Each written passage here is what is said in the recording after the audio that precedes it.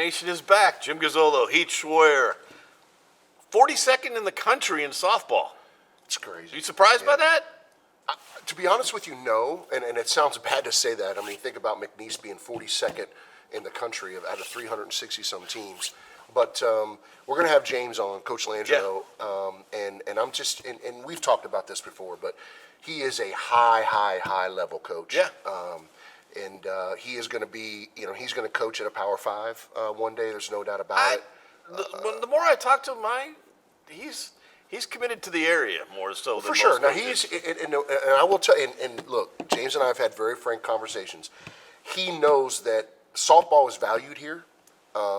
We have invested a lot of money in relative, speaking across the country. Like our locker room, our facilities, what we do, how we fund it, is as good as any mid-major in the country. So it is a really good job. Our softball job is a really good job. He knows that, but I'm excited that he's here. I'm excited that where we're at as a program, and in softball and baseball, and Justin Hill, let's not discredit all that he's been able to do here too. He is a phenomenal leader as well, but those sports are obviously getting ready to kick off here soon. Guys that care about their programs too. For sure, and both of them. The thing that, especially James, when the hurricanes came, he never said, "Oh, woe is me." It's just like, "Hey, let me fix my thing, and we're going to figure out how to practice because we got games to go win." And I respect that so much. And he is a true leader. He runs a great program. He has a great culture, and we're lucky to have him and excited to have him here in the next couple minutes. Yeah, they're just on record. They're 42nd in the country according to D1 softball. Yep. As far as programs go, that's not teams. That's programs, culture, everything. But for you guys, you always want a brand. You always want to get your name out there. It's important you do that. I know it says people say softball, but still, that's all of a sudden getting McNeese's name out there. Absolutely, and I think that all the sports are very important. But we've talked. At length here that we obviously football and basketball drive it. Yeah. But don't make no mistake, every sport's important, and we have really invested in softball. And we have a great product, a great program, and we beat Notre Dame twice last year in a region. So we have an opportunity to truly help brand our university through that sport. Yeah, and they get people in here. As far as people come play, baseball's the same way. Creighton's coming down to play baseball this year. People from the north are coming here, and you're able to sell, and you see that as that happens, that kids from outside the area are coming here to play. For sure. I mean, the thing is that, both of those programs, baseball and softball, we have really good reputations. We play really good baseball and really good softball. And let's be honest, this is a hotbed of baseball talent and softball talent in the country. Yeah. Not just in the region, but in the country. And that's indicative of the programs that we have. Yeah, you have one of the number 1 or 2 or 3, depending on who you listen to each year, high school baseball programs right down the street. So at Barb. Okay, I want to ask you about March, the first week of March. Oh, boy, yep.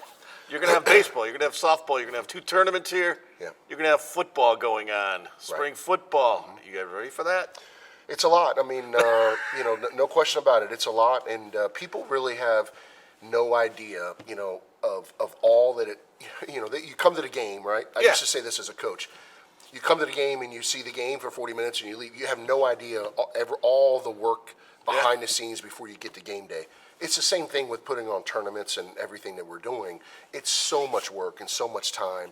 But our staff, we're working on it now. We're getting organized. We're having weekly conversations and Zooms with the conference office. We'll be ready. I mean, I have a great staff, and it's not a very big staff, but I tell you what, I wouldn't trade them for the world. Don't kill them in that week. No doubt about it. No doubt about it. But it is an interesting thing to see that already with the Legacy Center, you lead the conference in attendance. Yeah. And we're not even that good. I wasn't going to go there. Yeah. Well, your women are playing better. We are. Our women are playing better. I'm very disappointed in where our men's team's at right now. I mean, I'd be foolish to sit here and not say that. It's something I'm very concerned about. We should be a lot better. This is the best basketball job in our league. Should be the best basketball job. Absolutely. I mean, when you look at our league now, and when I got here as a coach, Stephen F. Austin, Sam, Abilene Christian, even Central Arkansas, they were, those teams are winning 20 games a year. Abilene Christian and Stephen F. were winning tournament games. So it's an entirely different league now, and with what we have, our facilities, how we fund it, we should be better. Well, the big thing is the investment that's gone into it now. 100%. That didn't used to be here. There is more pressure in this job now than ever before, but there's more pressure because the investment's there. You got Citgo Plaza, you just opened up. You got Joe Dumar's back. There's a lot of people that outside of you are interested in the program. Oh, for sure. Now, look, don't make no mistake about it. We lead the league in attendance because people care about athletics here, but they care about basketball. And we have to figure out how to put a product on the floor that is a heck of a lot better than it's out there right now, because our fans deserve that. And right now, to be honest with you, they're demanding that. Yeah, we're starting to hear some rumbling. Yeah.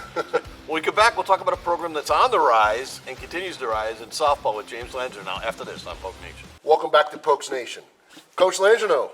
How you doing, boss? Good, brother. Welcome back. Thanks for having me. Welcome. Thanks for having me. Guy's getting as much media attention as you lately. He should. He should get, I'm telling you. Hey, so first, Louis, welcome back. Softball season's right around the corner. Yeah. Talk about, obviously, you've had so much success in the last few years.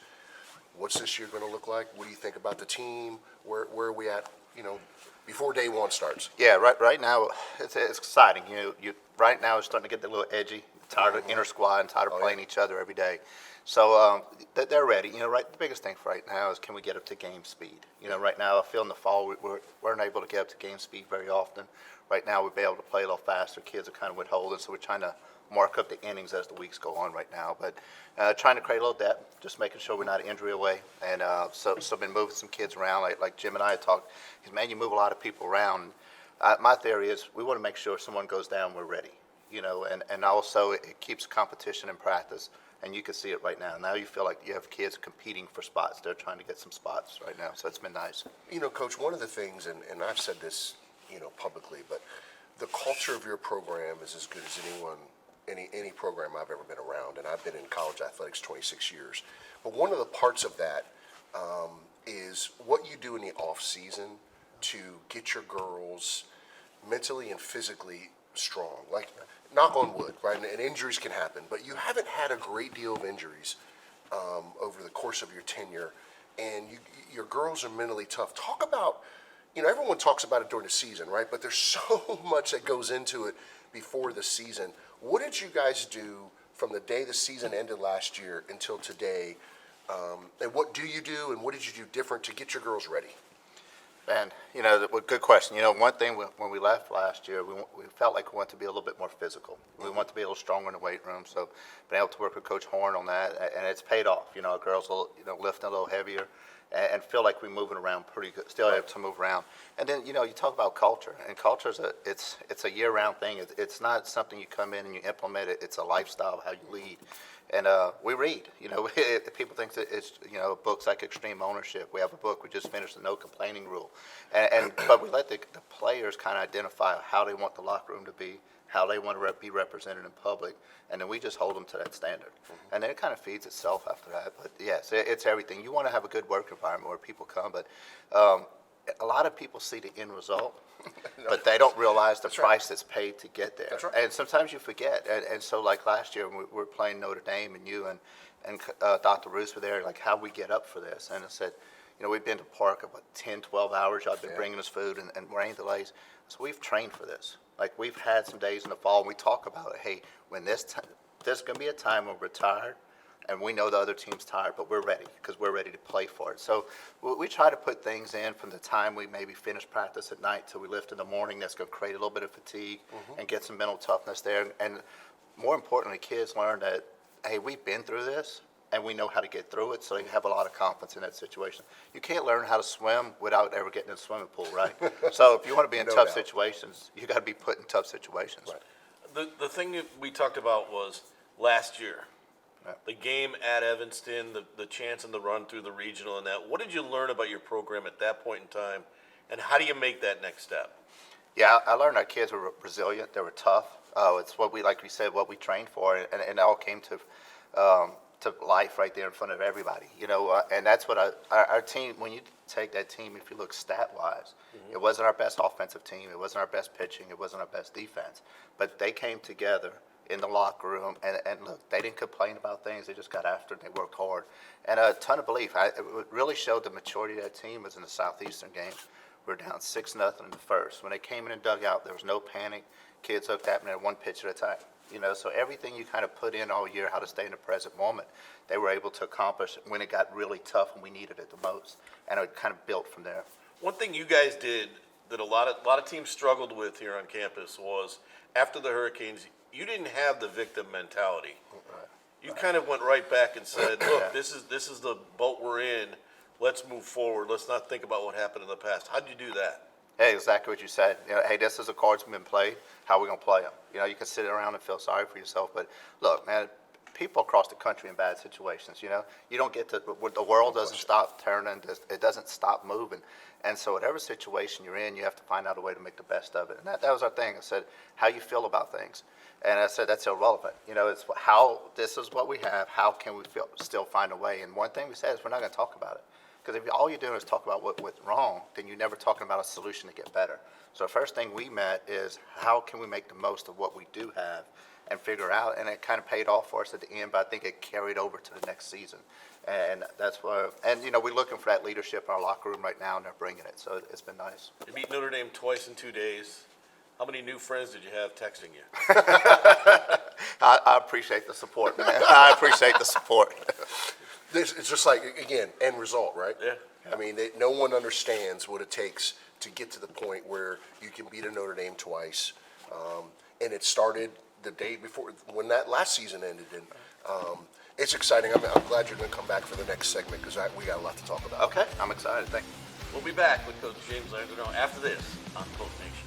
We're back on Poke Nation with James Landreneau, softball coach, highest profile program on campus. Think about that. I don't know about all that. We don't, that's for everybody else. We just handle our business on Hodges Street. One thing about your program that has become it is you're not just a mid-major, but you're a mid-major playing a lot of people, but you're bringing a lot of people into the town, too, for big programs. What's that like to all of a sudden be a place where people want to go and come play?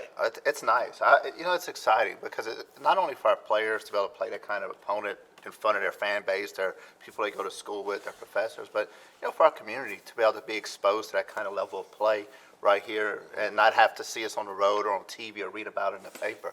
So, for the school itself, I'm excited that we're able to bring that, Pac-12 schools in, SEC schools in, and now we're getting some commitments year in advance on it, so it's been nice. But, hey, it's what our players have done before us. It's up to us to hold the standard now, and that's what I remind our team about every day. It's like, hey, where we're at right now is because what other people have done. Right. Now, it's what you do will elevate the program. Well, Coach, we've obviously had, very frank conversations, and your goal is obviously, to win a regional. Yeah. That's why you're here. You have opportunities every single spring, every summer to go, okay? And I've said this publicly, and Jim and I have talked about it. There's going to come a time where the right one comes, and we know that, I know that, you and I have talked about that. What is it going to take, though, for us to take the next step? Like, we sat here a year ago, well, how do we win another game in the region? Yeah. Well, now, what is the next step for us to win a region? What has to happen this year? Consistency on big games. And I always say it's easy to get up and play an elite opponent one time, but can you do it game in and game out, not take a day off? And that regional, we saw it this time, right? You're able to get up for two games and get there, but the problem is you got to get up for three. You have to be up for three to win it. And that's hopefully what we could build on is I think our players understand the difference in, having a good practice one day and a bad practice the next day, or having a good start and a bad finish. Mm-hmm. That's all part of it. I always tell the time and attention mentally. Mm-hmm. Can you handle that kind of stress for long periods of time? And the kids that can, and we all can lose focus, but the great players are able to do is regain focus faster. And that's what every day that's what it is can we stay locked in, can we stay focused and not rest on what we have done, but what we have to do at the moment. So, Coach, obviously, and I've coached for a long time, and and it's not obviously just you; it's a team. but you're the CEO of the program. Talk about your staff. Talk about and some of their responsibilities and how they help you develop the culture and recruiting and all the things that they do. Yeah, absolutely. Shelly Landry is my associate head coach, and she does a great job. You know, this year really shifted to hitting. I want our hitters to get more time with her. So I've taken on a little bit more defensive roles, and she's taken on more offensive roles. We kind of split that up. And then at the same token, you know, she's my recruiting coordinator, so she's talking to recruits daily, as well as bringing in Shelby Sinceri, who's done a great job at our pitching staff, and she's implemented some stuff in hitting that's helped us out as well. And really learning, it's her first job, right? So she's learning the recruiting process, and that's going to there's a little learning curve there with all of us. And then Corey McQuarrie, you know, what's great about Corey is Corey played here. She stayed on.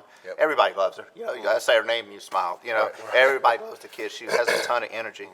She's locked in with catchers, and she helps me with the defense, being a great defender herself. And I tell you what, they work so good together as a staff. And what's good is we're able to talk, we're able to collaborate, and I know it's going to get executed throughout. And that's what makes a cohesive group. The Shelby hire coming from LSU. What is it like to get somebody from a Power 5 conference that played there now can come and bring that stuff into your program? Yeah, a different perspective, right? Anytime you can bring someone that has been in a successful program, and Shelby has a great relationship with her coaching staff. You know, with her and Howard, we're really close, and obviously with Beth Torina being a pitcher, you know, she's able to bring some of that stuff in. But, you know, being a two-way player, not just a pitcher, she's able to bring in both sides of the ball there. So it's been great. It's been great for us to kind of see how they do things and her implement some new things and kind of just get a fresh set of eyes on the program. And anytime you could get All-Americans to come in from other programs that have played at a high level, you can be able to get some good information. So, okay, Coach, so we're winding down here, but talk about, obviously, the year's getting ready to start. Talk about your schedule, and what can Polk Nation and the fans expect this year? Yeah, you know, as far as the expectations is, you know, you expect to see an aggressive team that's going to play really fast. Like, we're going to try to put a lot of pressure on people, as always, but I feel like we're really athletic across the field, so we're going to be able to really apply pressure and play at a faster pace this year. That part of it, you know, the schedule warrants, you know, I think we have 10 top 25 games. And so, you know, if we do our part and you know, we're setting ourselves up to make a postseason run. And that's obviously it's one game at a time, one pitch at a time, and make sure we're green and growing all the time. But we're going to be in enough pressure situations for our team to be ready to play.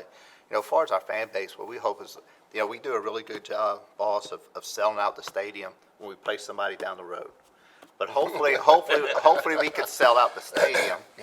With these other games that we're bringing in this year. We want the attendance to be great. We want to play in front of a loud crowd and exciting. Can you get a number 2 seed in a regional? Yes. That's a big deal.